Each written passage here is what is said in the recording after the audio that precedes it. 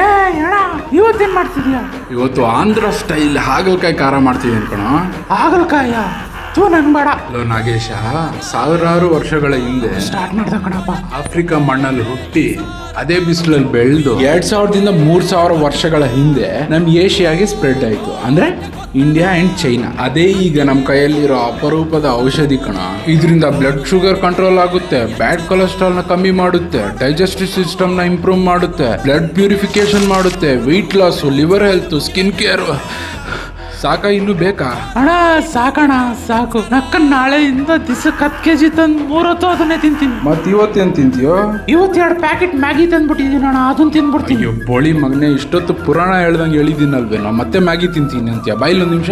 ಬೇಡ ಬೇಡ. ಕೈಯಲ್ಲಿ ಸತ್ಯ ಕಣ ಇವತ್ತು. ಏನೋ ಇದು ಹಾಗಲಕಾಯಿ ಖಾರ ಅಮ್ಮ. ಕಹಿ ಇರುತ್ತಪ್ಪ, ನಾನು ತಿನ್ನಲ್ಲ. ಒಂದ್ಸಲಿ ತಿಂದ್ ನೋಡಮ್ಮ. ಕಹಿನೇ ಇಲ್ಲ ಕಣೋ, ಸೂಪರ್ ಆಗಿದೆ.